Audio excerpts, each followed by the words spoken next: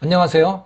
서강대학교 부동산 법과 부동산 시장 비대면 강의용 자산권 관련된 영상입니다. 이번 영상에서는 이 토지 수용과 보상 이 문제에 대해서 말씀을 드리겠습니다. 이건 자산권과 아주 밀접한 관련이 있죠. 왜냐하면 정당하게 소유하고 있는 토지, 부동산을 강제로 뺏어가는 거잖아요. 자산권에 대한 굉장한 제약이죠. 이것을 어떻게 바라봐야 되는가에 대해서 말씀을 드리고자 하는 겁니다. 네. 자, 이미 전 영상에서 이 자산권 보호의 방식에 대해서 우리가 공부를 했었죠. 자산권 보호의 방식 두 가지가 있다고 했습니다. 절대적 보호, property rule과 또 보상에 의한 보호, liability rule 두 가지가 있다. 근데 절대적 보호라고 하는 것은 재산권자의 허가가 없으면 침해해서는 안 된다.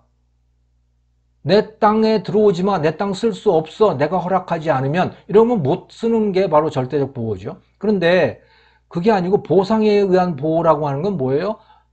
제3자가 마음대로 침해를 하는 거예요. 뭐 마음대로는 아니지만 일단 침해를 허용을 하고 그 대신에 보상을 해줘라. 크게 손해보지 않도록.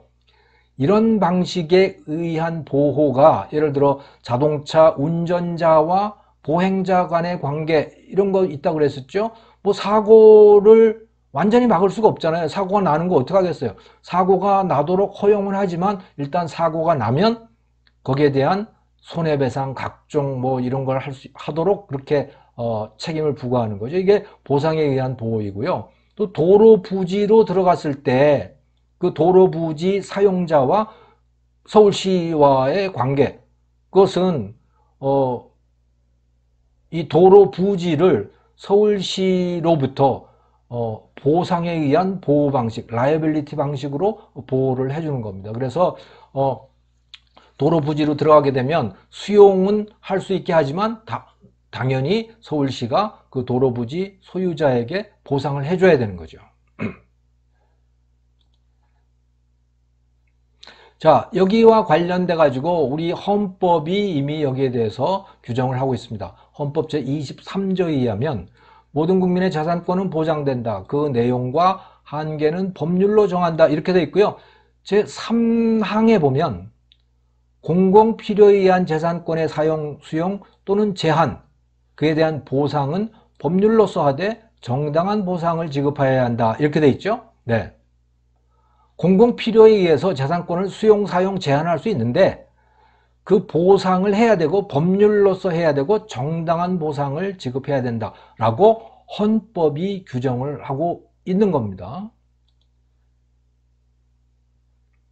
자, 여기서 한번 생각을 해봅시다. 도대체 이 수용이라고 하는 것을 왜 할까요? 이 철도 부지, 철도를 놓을 때 이 철도 부지를 수용을 하잖아요. 여기 레일을 깔고 할 때 이거 수용을 하지 않습니까? 왜 수용을 할까요? 이거는 정부가 하니까 수용을 하는 겁니까? 민간이 하면, 민간 철도를 놓으면 그럼 수용을 안 하나요? 어떤 경우에 이것을 수용을 하고 아니고 이것을 어떻게 구분을 해야 될까요? 이것을 한번 생각을 해보시면 됩니다. 자, 소방차를 한번 생각을 해보세요. 이거 굉장히 중요한 공공의 목적이죠. 정말 공공의 목적에 쓰는 겁니다. 이 소방차라는 거는. 그러면 소방차 공공의 목적에 쓰기 위해서 자동차 회사한테서 정부가 조달청이 이 소방차를 수용하나요? 수용 안 하죠. 예, 수용 안 합니다.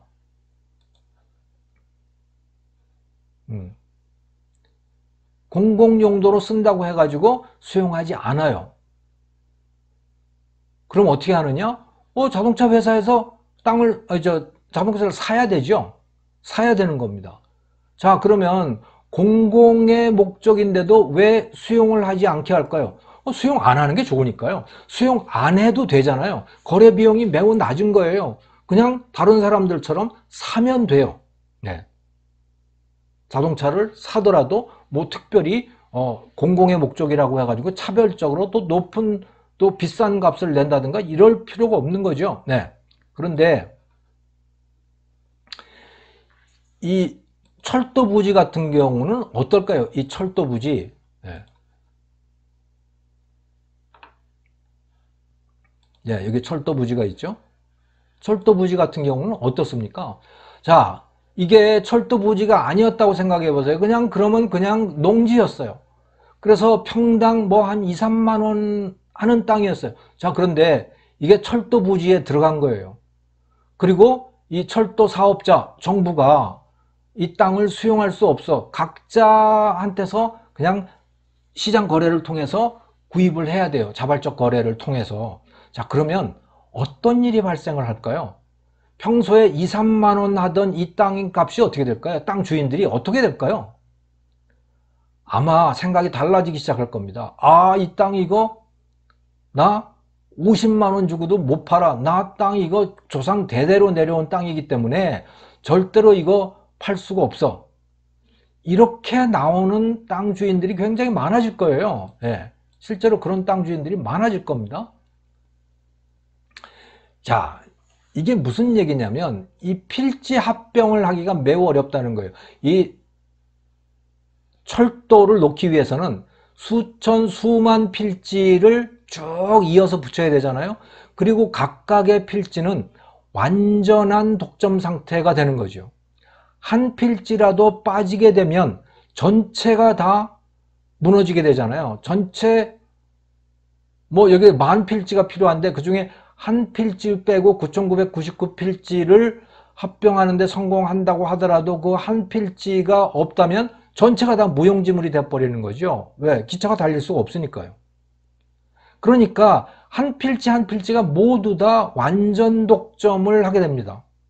이런 상태에서는 소위 알박기를 할 가능성이 매우 높아져요. 알박기를 할 가능성이 높아지고, 그리고 소위 뭐라 그러나요? 그러니까 뭐 원래는 필지당 2, 3만 원 밖에 안 하던, 평당 2, 3만 원 밖에 안 하던 그런 땅들이 100만 원, 200만 원으로 을 요구하게 되고, 모든 필지가 다 그렇게 되는 거죠. 그러면 이거는 도저히 이 사업은 할 수 없게 되는 겁니다. 그러니까 사회적으로 보면 분명히 필요하다. 그리고 필지당 평당 2, 3만 원씩을 산정을 그렇게 계산을 했을 때는 분명히 사회 전체에 엄청난 이익이 발생하는 그런 프로젝트임에도 불구하고 평당 100만 원, 200만 원을 요구하기 때문에 일단 이 부지 안에 들어가게 되면, 그래서 알박기를 하기 때문에 이 사업이 무산이 된다는 거예요. 사회적으로는 분명히 큰 이익이 있음에도 불구하고 이런 일을 방지하기 위해서 그래서 수용권을 허용하는 거죠. 다만 충분한 보상은 해준다 라고 하는 겁니다. 그렇게 해서 사회적으로 이익이 되는 그런 프로젝트가, 그런 사업이 추진될 수 있도록 한다 라고 하는 겁니다. 그러면 보상을 왜 해주느냐? 보상을 안 하면 그러면 이 수용권이 남용될 가능성이 매우 높아요. 남용될 가능성이 매우 높죠. 그래서 수용권을 갖고 있는 사람도 수용권을 남용하지 말고 정당한 보상, 평소의 시장 가격을 보상해라. 그래야 이 사회적으로 봤을 때 순이익이 있는 프로젝트만 추구하게 될 테니까요. 그래야 이 땅이 더욱더 효율적인 수용자에게 수용이 될 테니까, 그래서 보상을 하게 한다. 최소한 시장 가격 또는 그것보다 높은 가격을 보상하도록 하게 한다라는 겁니다. 네.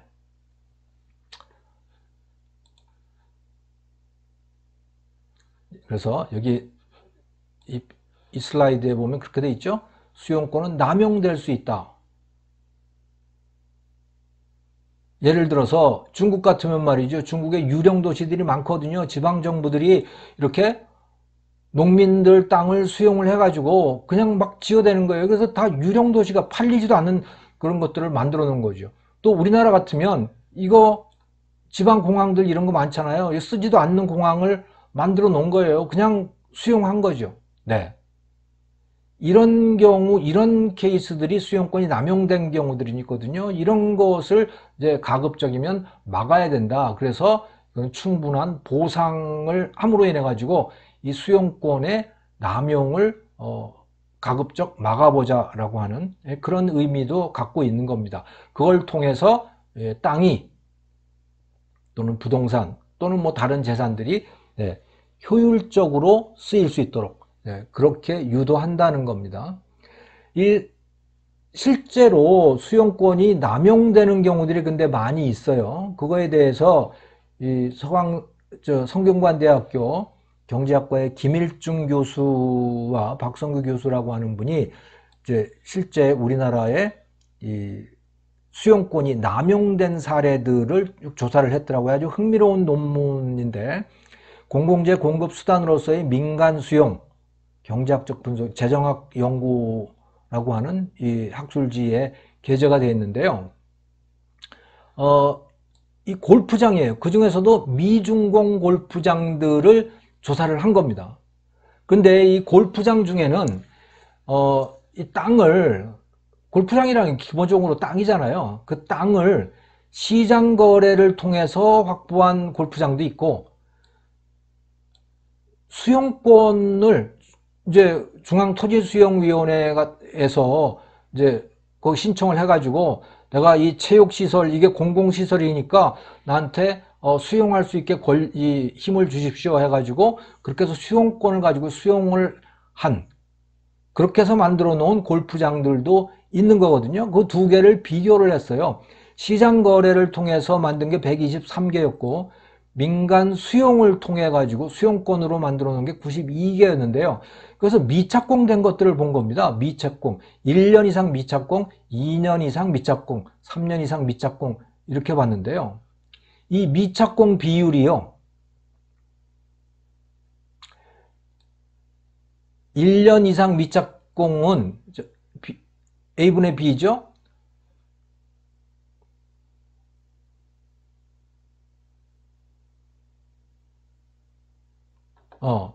이 시장 거래, 민간 거래를 통해서 부지를 확보한 것이 미착공인 비율이, 1년 이상 미착공인 비율이 1.52배고요.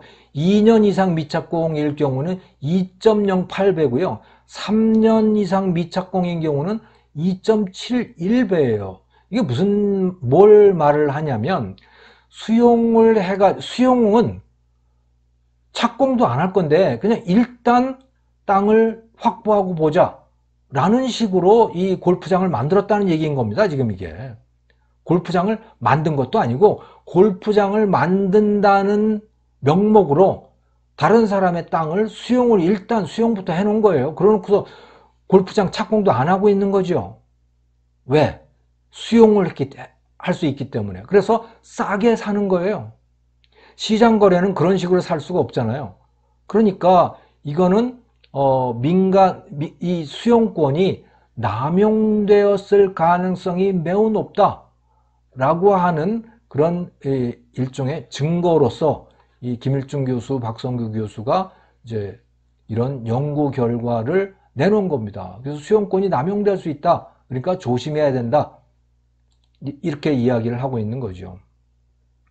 자, 그런 관점에서 본다면요, 이 수용권, 이거 문제가 있는 경우들이 있어요. 꽤 많이 있어요. 제가 생각할 때는. 예를 들어 공공시설 중에서도 이 소규모 시설들이에요. 이 주민센터 같은 거, 이거 수용해서 만들어야 됩니까? 이거 그냥 그 땅 사서 만들어도 되는 거 아니에요? 그러니까 예를 들어서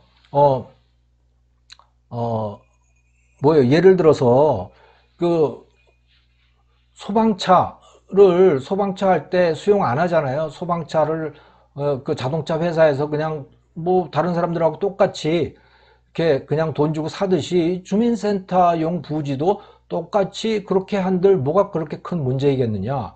이게 뭐 몇만 필지가 필요한 그런 것도 아니고 말이죠. 예, 보통 건물인데 이게. 예.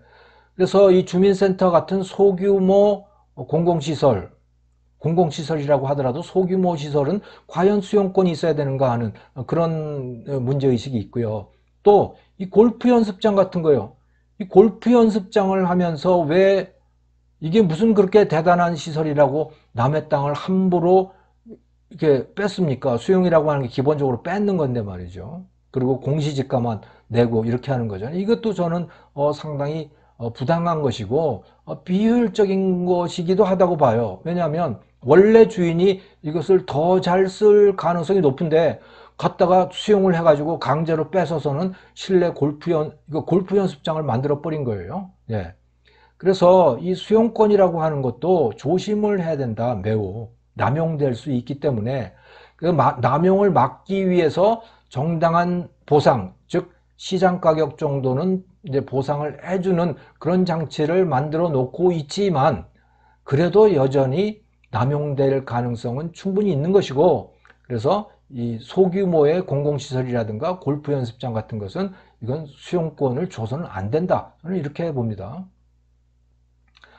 자, 이 국가별로 토지 수용권을 비교를 한 논문이 있는데요. 여기 보시면 이 아주엘라라고 하는 이분이 링컨 인스티튜트 오브 랜드 팔리시의 연구원입니다만은 이 사람이 이 토지 수용권의 국가별 상황을 조사를 했어요. 그래서 토지 수용권의 수용권 종류를 강력한 거, 약한 국가, 합리적 이렇게 나눴는데 강력한 수용권을 부여하고 있는 나라로 한국을 꼽고 있죠. 한국, 중국, 베트남, 싱가포르 이런 나라들. 예, 우리나라도 그러니까 수용권이 매우 강한 겁니다. 그래서 정부가 또는 민간이 그 토지수용위원회의 허락을 받으면 지나칠 정도로 많은 수용권을 행사한다고 보시면 되는 거고요. 이 브라질이라든가 뭐 멕시코 이런 남미 국가들은 수용권이 또 반대로 매우 약해요. 합리적인 수준의 수용권을 갖고 있는 나라로 미국, 영국, 독일 이런 소유럽 국가들, 자유민주주의 국가들을 꼽고 있죠. 그런 관점에서 보면 우리나라 이 동양 국가들, 우리나라를 비롯한 동양 국가들은 이 국가의 힘이 지나치게 강하다 이렇게 볼 수가 있을 것 같아요. 자, 이 수용권에 대한 대안이 뭘까요? 그것은 저는 두 가지 대안을 제시를 합니다만은 보충성의 원칙에 충실해야 된다. 보충성의 원리라고 하는 것, subsidiary principle이라고 하는 건 뭐냐면 시장 거래를 통해서 토지를 확보할 수 있는 거는 그건 수용하지 말라는 거예요. 예를 들어서 그래서 아까도 말씀을 드렸지만 소규모의 공공시설 같은 거, 또 무슨 골프 연습장 뭐 이런 것들은 그게 왜 그게 수용권을 부여해야 되는지 이유가 없다는 거죠. 그거는 보충성의 원리에 맞지 않다. 그것은 시장 거래를 통해서 해라. 시장에서 사지 못하면 하지 말라는 거예요. 네. 그리고 충분히 시장에서 살 수 있다는 것이고요. 자, 그래서 이런 관점에서 봤을 때 재고가 필요한 사업들, 소공원, 주민센터 이런 소규모 공공정사들, 또 뭐 공장, 연구소, 시험소, 공공직업훈련시설, 골프 연습장 이런 것들이 이제 이런 subsidiary principle로 봤을 때 이 부당한 그런 수용권 대상 시설들인 것이고요.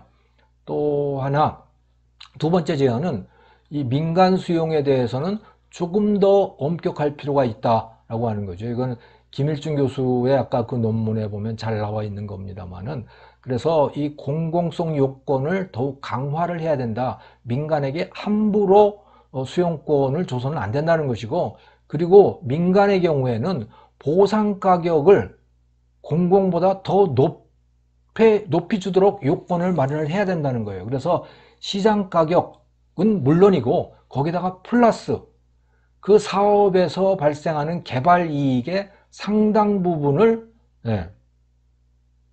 원래 소유자, 권리자에게 분배하는 그런 장치들을 마련하는 것도 필요하다고 봅니다. 그런 관점에서 본다면 이 재개발, 재건축은 그런 요건을 매우 잘 충족시키고 있는 거죠. 왜냐하면 이 재개발, 재건축에 있어서 수용 대상은 다 거기 안에 있는 재건축 조합원들이거든요. 근데 거기에서 발생하는 모든 대부분의 개발 이익은 바로 이 조합원들에게 그대로 다 이제 분배가 되잖아요. 그러니까 수용 대상도 조합원들이고 거기에서 발생하는 개발 이익도 다 조합원들이 가져가기 때문에 이 요건을 잘 충족을 하고 있는 거죠. 그리고 다른 민간 이 수용 사업들에 대해서도 이런 원리를 적용하는 것이 좋겠다, 이런 생각입니다.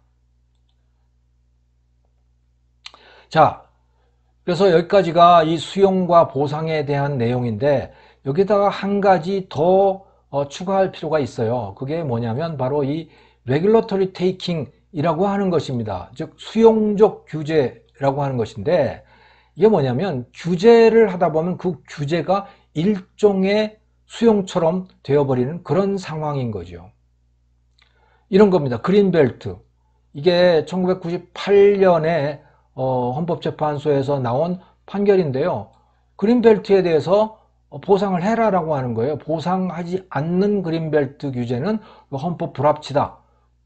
그래서 이 보상과 관련된 법을 빨리 마련해라라고 하는데 아직도 그 법이 마련돼 있지 않은 상태죠. 98년인데 아직도 20년도 넘었는데 이렇게 돼 아직도 그게 안 하고 있어요. 자, 그러니까 이런 것을 레귤러터리 테이킹이라고 하는 겁니다. 이 그린벨트 같은 것은 이건 그린벨트는 수용을 한 건 아니잖아요.